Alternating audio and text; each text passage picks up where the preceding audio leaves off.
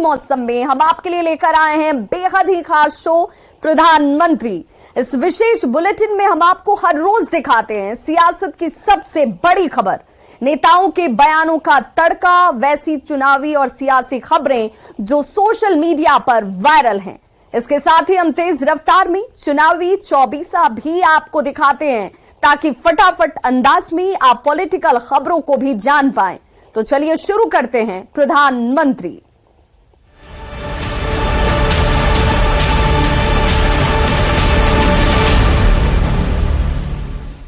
तो सियासत की तमाम खबरों की बात हम करेंगे, लेकिन शो की शुरुआत आज की सबसे बड़े चुनावी खबर के साथ।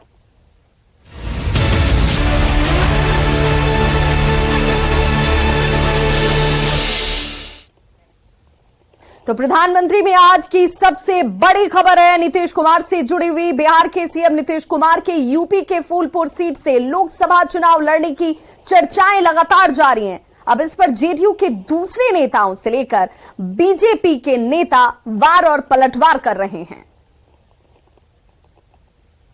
तो श्रवण कुमार के बाद जेडीयू के एक और मंत्री का बयान सामने आ चुका है। पीएम गुजरात से यूपी आ सकते हैं तो नीतीश क्यों नहीं। विजेंद्र यादव की तरफ से यह बयान आया जिसमें जेडीयू नेताओं के बयान पर बीजेपी तंज कस रही है। नीतीश को फूल बनाने की हो रही है तैयारी। आरसीपी सिंह कहते हैं नीतीश को लालू परिवार बाहर करना चाहता है, विजय सिन्हा का बयान। और ऐसे में वैसे लोकसभा चुनाव में अभी हालांकि वक्त है, लेकिन नीतीश को लेकर जेडीयू नेताओं के बयान और फूलपुर सीट का चयन अभी से ही काफी संकेत दे रहा है। इसी को लेकर बीजेपी के नेता जेडीयू पर हमलावर हैं। सियासत का मामला इस रिपोर्ट के जरिए समझते हैं।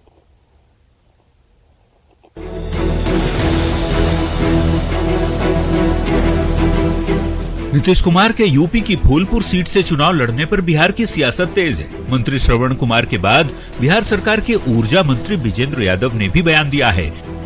कहा है इस पर कोई चर्चा पार्टी की ओर से नहीं हुई, लेकिन कार्यकर्ताओं की मांग है कि नीतीश फूलपुर से लड़ें। वैसे इतना जरूर कहा कि यदि पीएम गुजरात छोड़कर बनारस से चुनाव लड़ सकते हैं तो नीतीश कुमार फूलपुर से क्यों नहीं। समय पर निर्णय लेंगे, उसमें अभी कोई निर्णय नहीं हुआ। लेकिन अगर नरेंद्र मोदी का गढ़ है उत्तर प्रदेश, वहाँ पर नीतीश कुमार कैसे? जिसका गढ़ कब है, कहाँ किसका गढ़ है?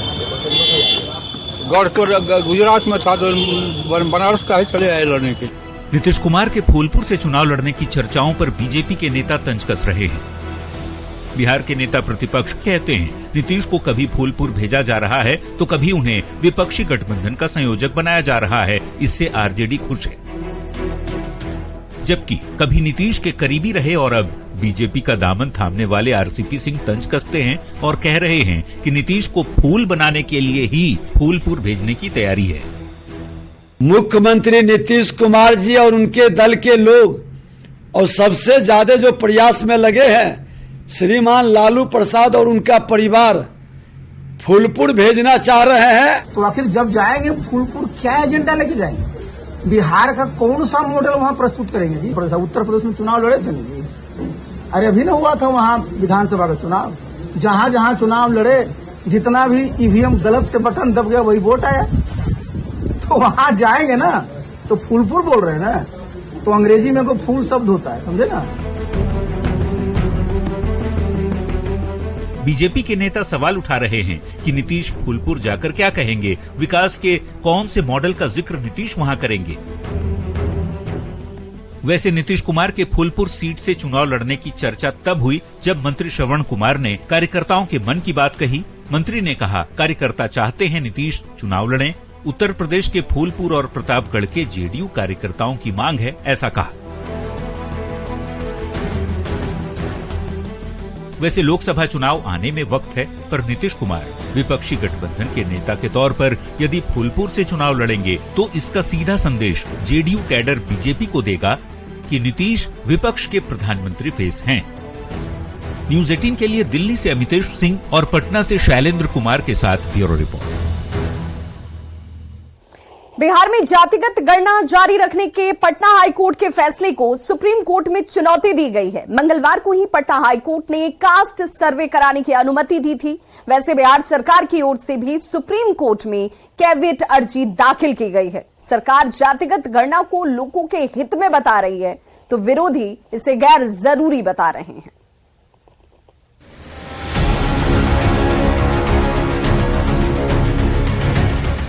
बिहार में जातीय गणना का मुद्दा एक बार फिर से सुप्रीम कोर्ट पहुंच चुका है। दरअसल मंगलवार को दिए पटना हाईकोर्ट के फैसले के खिलाफ इस बार सुप्रीम कोर्ट में याचिका दायर की गई है। पटना हाईकोर्ट ने बिहार सरकार के कास्ट सर्वे को जारी रखने का फैसला सुनाया था। इस आदेश के बाद बिहार सरकार के निर्देश पर जाति की गिनती के लिए सरकारी शिक्षकों को ड्यूटी पर भी लगा दिया जा चुका है। इस बीच अखिलेश कुमार नाम के शख्स ने बिहार में कास्ट सर्वे पर रोक लगाने के लिए सुप्रीम कोर्ट में याचिका दाखिल की है। पूरे बिहार में जातिगत आधारित गणना का सर्वे करने का इजाजत दे दिया था और इसी पूरे फैसले को फिलहाल सुप्रीम कोर्ट में चुनौती दी गई है और ये कहा गया है कि supreme court Patna high court के इस फैसले की समीक्षा करे। हालांकि इस पूरे मामले में बिहार सरकार पहले ही सुप्रीम कोर्ट पहुंच चुकी है। उनकी तरफ से कैविएट अर्जी दाखिल की गई है और ये कहा गया है कि बिना बिहार सरकार के पक्ष को सुने सुप्रीम कोर्ट एक तरफा आदेश जारी न करे। तो ऐसे में मामला देश की अब सबसे बड़ी अदालत पहुंच चुका है। अब देखना बेहद अहम होगा कि पटना हाई कोर्ट के फैसले पर सुप्रीम कोर्ट कोई अहम आदेश जारी करता है या फिर पटना हाई कोर्ट के आदेश को ही सुप्रीम कोर्ट बरकरार रखता है। बिहार सरकार कास्ट सर्वे कराने के पक्ष में है तो विरोधी दलों के नेता जाति की गिनती नहीं चाहते। दरअसल सरकार का दावा है कि इससे सबका भला होगा, लोगों की जाति रोजगार का पता चलेगा। विपक्षी दलों का दावा है कि इससे जातीय उन्माद बढ़ेगा। वोट के लिए सरकार पर जातीय उन्माद बढ़ाने का आरोप लगाया जा रहा है। इस बीच मंगलवार को पटना हाईकोर्ट ने बिहार में कास्ट सर्वे जारी रखने का फैसला सुनाया, जिसके बाद शिक्षकों को जाति गिनने के काम में लगा दिया गया है। तो वहीं याचिकाकर्ता हाईकोर्ट के फैसले के खिलाफ सुप्रीम कोर्ट पहुंच गए और हम लोगों ने बताने की कोशिश की है कि किस तरह से संविधान के अनुरूप और कानून के अनुरूप आदेश नहीं है, लिहाजा माननीय सर्वोच्च न्यायालय को उस पर सुनवाई करने का हम लोगों ने प्रार्थना की। बिहार सरकार की ओर से भी सुप्रीम कोर्ट में कैविएट अर्जी दाखिल की गई है, जिसमें आग्रह किया गया है कि सरकार का पक्ष सुने बिना सुप्रीम कोर्ट कोई आदेश जारी न करे। न्यूज 18 के लिए दिल्ली से सुशील पांडे के साथ ब्यूरो रिपोर्ट। तो प्रधानमंत्री में अब बात करेंगे नेताओं के बयानों पर मचे बवाल की। देखते हैं बयान बवाली।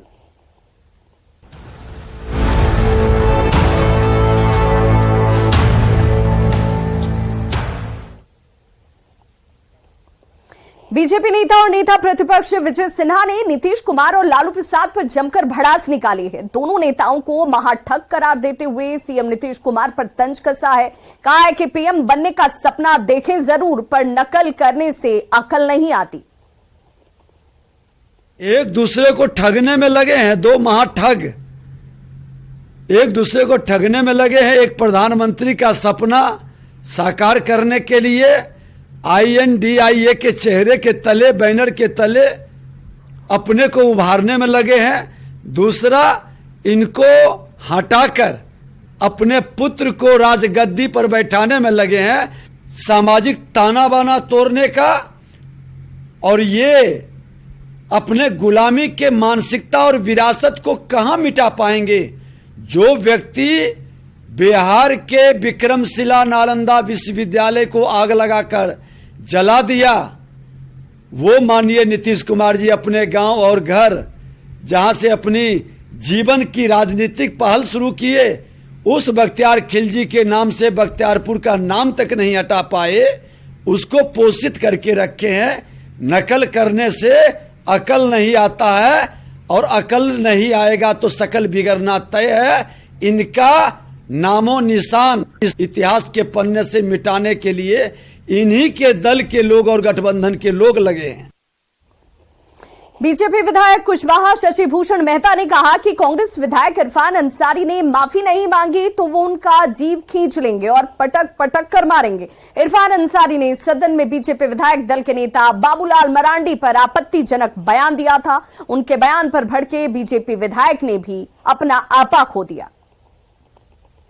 और अगर माफी नहीं मांगता है तो इसको जीभ खींच लेंगे, जेब खींच लेंगे इसको। ये चाहता है कि हम हिंदू धर्म के मंदिर में जाएं और मंदिर में जा करके चुन्नी ओढ़ करके इसके बाद में हिंदुओं का अपमान करें। ये कभी बोलता है इसका बाप कि हमारा पूर्वज जैसे ये जादव था, अभी कभी बोलता है कि हम रविदास थे। तो इसका कौन नस्ल का ये आदमी है और इसको पता लगाना पड़ेगा। अब ये अपने आप को जो बिगड़ेल जैसा बोलता है, हमारे आदिवासी नेता को हम लोग बोलता है, ये माफी मांगे नहीं तो इसको हम लोग नहीं माफी मांगने के बाद पटक पटक के मारेंगे इसको। औकात इसको हम बता देंगे, हम लोग ये औकात में रहने का काम करेंगे। और अब इस सेगमेंट में देखते हैं वैसी चुनावी खबरें जो सोशल मीडिया पर वायरल हैं।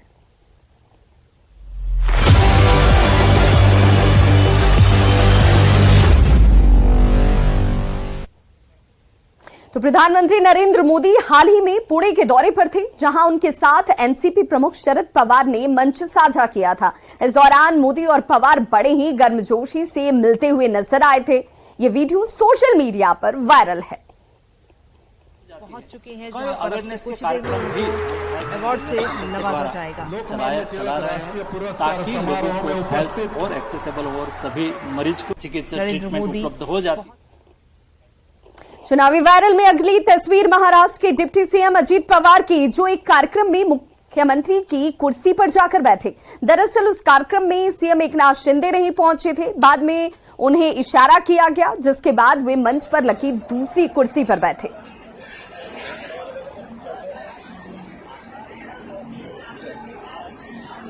तीनों को दिखाया, वाइड किया। तो प्रधानमंत्री के शो के आखिर में खबरों का 24वां मतलब फटाफट अंदाज में सियासत की 24 खबरों पर डालते हैं नजर।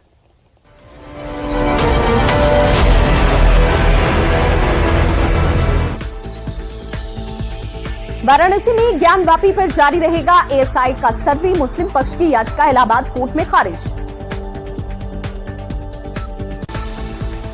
ज्ञानवापी मामले में हाईकोर्ट के फैसले का सांसद मनोज तिवारी ने किया स्वागत। कहा, जो लोग चिंतित थे उनकी चिंता दूर हो गई। हाईकोर्ट के फैसले पर सांसद हेमा मालिनी का बयान। कहा, इस पर अंतिम फैसला जल्द से जल्द होना चाहिए, नहीं तो कुछ ना कुछ बातें होती रहेंगी। दिल्ली के पार्लियामेंट एनेक्सी बिल्डिंग में बिहार के एनडीए नेताओं की बैठक। पीएम मोदी की ओर से बुलाई गई बैठक में चिराग पासवान और पशुपति कुमार पारस भी रहेंगे मौजूद। दिल्ली में एनडीए सांसदों के साथ पीएम की मुलाकात पर कांग्रेस का तंज। कहा, इससे साबित होता है कि आईएनडीआईए के गठबंधन की ताकत से डरे हुए हैं पीएम। यूपी की फूलपुर सीट से लोकसभा चुनाव लड़ सकते हैं सीएम नीतीश कुमार। जेटीयू ने नीतीश की सीट को लेकर कराया सर्वे। सीएम नीतीश कुमार के फूलपुर से चुनाव लड़ने की खबर पर मनोज तिवारी ने कसा तंज। कहा, आरजेडी के साथ जाकर नीतीश कुमार ने अपनी छवि खराब कर ली। यूपी को नरेंद्र मोदी का गढ़ बताने पर भड़के ऊर्जा मंत्री विजेंद्र यादव। कहा, प्रधानमंत्री का गढ़ उत्तर प्रदेश में है तो गुजरात में किसका गढ़ था। नीतीश कुमार के फूलपुर से चुनाव लड़ने की चर्चा पर बीजेपी का बयान। कहा, देश के किसी भी लोकसभा सीट से चुनाव लड़ेंगे तो बीजेपी उन्हें जीतने नहीं देगी। बीजेपी के बयान पर मंत्री मदन सहनी ने किया पलटवार। कहा, बिहार में बीजेपी का खाता नहीं खुलने वाला है। आरजेडी एमएलसी सुनील सिंह का बड़ा बयान। कहा, बहुत सारे पार्टी के सीनियर नेता बीजेपी के लोगों से मिल रहे हैं, मेरे पास है मिलने वालों की तस्वीर। आरजेडी एमएलसी सुनील सिंह के बयान पर जेडीयू प्रवक्ता अभिषेक झा का तीखा पलटवार। पूछा, किस पार्टी का और कौन शीर्ष नेता बीजेपी के संपर्क में, इसकी जानकारी सुनील सिंह तक कैसे पहुंच रही। लालू परिवार पर ईडी की कार्रवाई को लेकर सुशील कुमार मोदी का हमला। पूछा, करोड़ों की संपत्ति के कैसे बने मालिक, नौकरी के बदले जमीन मामले में चुप्पी तोड़े सीएम नीतीश। शिक्षक संघ से बातचीत के लिए तैयार सरकार। 5 अगस्त को शाम 4 बजे सीएम के साथ होगी बैठक। मणिपुर हिंसा और हरियाणा हिंसा को लेकर आरजेडी सांसद मनोज झा ने बीजेपी पर साधा निशाना। कहा, देश चल रहा है और पीएम चुनाव की चिंता में डूबे हुए हैं। बाबूलाल और आदिवासियों पर इरफान अंसारी का विवादित बयान। कहा, आदिवासी इतना तेज कैसे हो सकता है। इरफान अंसारी के बयान पर बिफरे बीजेपी विधायक शशि भूषण मेहता। कहा, माफी मांगे नहीं तो पटक पटक कर मारेंगे। इरफान अंसारी के बयान को लेकर सदन में संग्राम। स्पीकर ने बीजेपी विधायक के पास भेजा मार्शल। इरफान अंसारी के बयान पर भड़के बीजेपी विधायक ढुल्लू महतो ने इरफान अंसारी के साथ ही कांग्रेस को बताया आदिवासी विरोधी। इरफान के बयान पर कांग्रेस विधायक दल के नेता आलमगीर आलम ने मांगी माफी। कहा, सदन में बयान के दौरान ही सत्ता पक्ष की ओर से विरोध जताया गया था। विवादित बयान के बाद इरफान अंसारी ने दी सफाई। बयान को तोड़ मरोड़ कर पेश करने का लगाया आरोप। जेएमएम के बागी विधायक लोबिन हेम्ब्रम तख्ती के साथ लोबिन हेम्ब्रम धरने पर बैठे। सरकार से की पेसा एक्ट कानून लागू करने की मांग। झारखंड विधानसभा में विपक्ष के हंगामे के बीच प्रतियोगिता परीक्षा विधेयक पास। नकल पर अधिकतम 10 करोड़ रुपए का जुर्माना।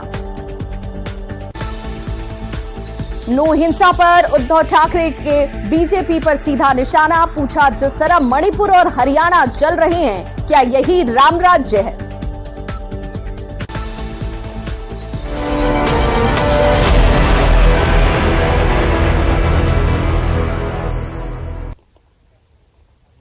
तो इस खास शो में आज बस इतना ही। चलते चलते नजर डालते हैं इस वक्त के हेडलाइंस पर।